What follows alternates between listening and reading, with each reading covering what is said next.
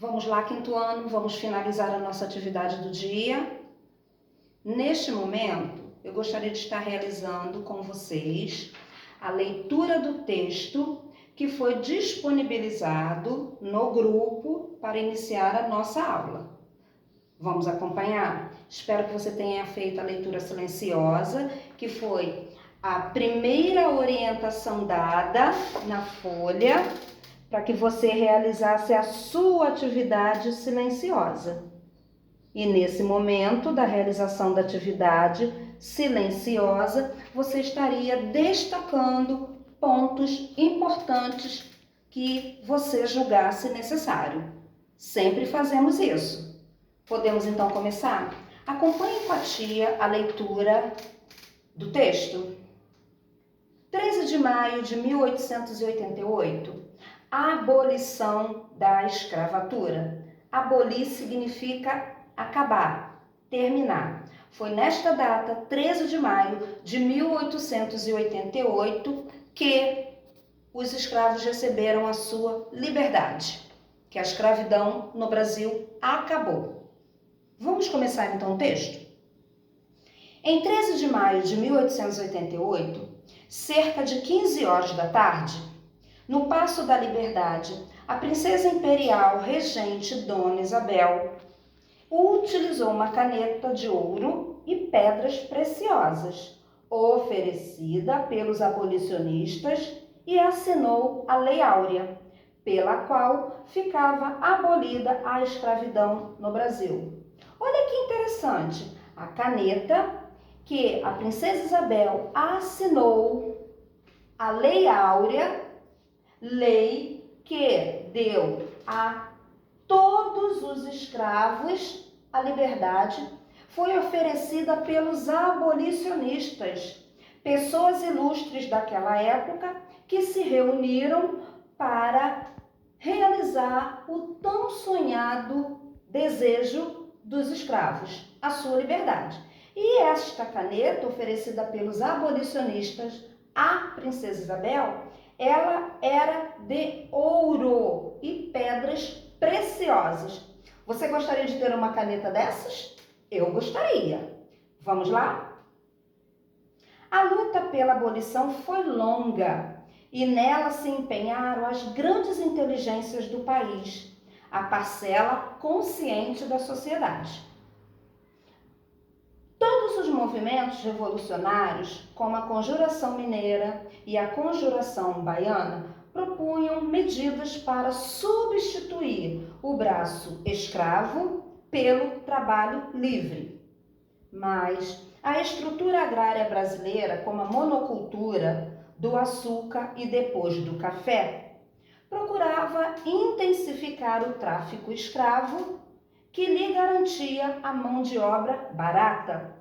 Com a mão de obra realizada pelos escravos, não teria nenhum gasto para os senhores. Eles estariam trabalhando de graça, então eles não teriam que pagar um salário para os escravos. Atitude injusta, não é mesmo? A produção do açúcar no Brasil estava crescendo e atrapalhando os negócios dos ingleses, que tinham extensas plantações de cana nas Antilhas. Então, estes últimos começaram a exigir que acabasse o tráfico negreiro. Lembra daquela lei chamada Eusébio de Queiroz? Lei essa que proibia que chegasse aqui no Brasil navios negreiros, ou seja, navios trazendo da África escravos para desempenhar o trabalho escravo. Então, repetindo, estes últimos começaram a exigir que acabasse o tráfico negreiro, não por razões humanitárias, mas por razões de interesses econômicos. Em 1831, foi promulgada uma lei que declarava livre os negros que entrassem no Brasil, a partir daquela data. Esta lei nunca foi obedecida. Que pena, não é mesmo? mas aquelas pessoas que estavam incumbidas, preocupadas em conseguir a liberdade desses escravos, não desistiram.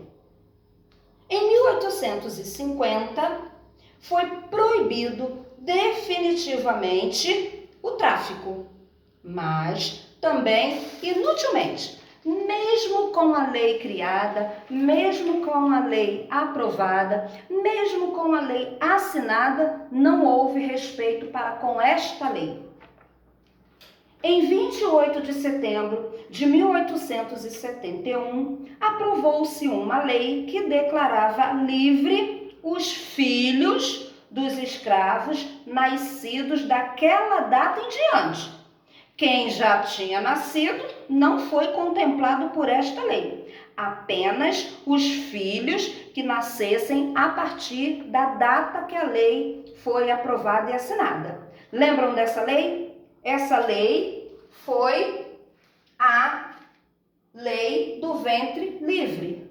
Lei que deu liberdade a partir daquela data que a lei foi assinada a todos os filhos nascidos de escravos.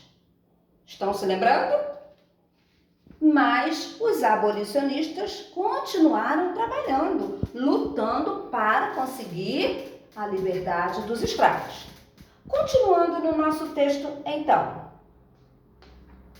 Em 28 de setembro de 1871, a tia está repetindo, aprovou-se uma lei que declarava livre os filhos dos escravos nascidos daquela data em diante. Foi chamada Lei do Ventre Livre e também sancionada pela princesa Isabel. Por que ela? Porque na época o imperador, o pai da princesa Isabel, ele estava na Europa. Então, ela que assinou esta lei. Em 28 de setembro de 1885, surgiu a lei dos sexagenários. A quem essa lei iria contemplar? Será que seria a lei que ia dar liberdade a todos os escravos? Infelizmente, ainda não. Mas essa lei, que chamou de Lei dos Sexagenários, declarava a liberdade dos escravos com mais de 60 anos. Somente esses iriam ter a sua liberdade concedida. Mas pense, 60 anos, recebeu a sua liberdade, poderia ir embora? Sim. Mas pense, para onde ir? Com quem morar? Famílias, muitos morreram. Outros, com a vinda para o Brasil, se distanciaram. Com quem agora esses escravos, com 60 anos, com quem eles iriam ficar? Como eles iriam sobreviver a partir de agora, mesmo com a sua liberdade? Então, alguns, por não ter para onde ir, preferiram continuar, mesmo livres, no local onde durante anos e anos desempenhou o trabalho escravo. Outros seguiram suas vidas, seus destinos em outros locais. Continuando, mas as crianças, livres por força da lei, tinham que ficar com as mães que eram escravas. E os velhos, com mais de 60 anos, o que podiam fazer com sua liberdade? Eles que tinham passado a vida no cativeiro, o que eles iam fazer agora? Então, uns seguiram, foram tentar a sorte, buscar a felicidade em outro local. Outros permaneceram no local onde trabalhou.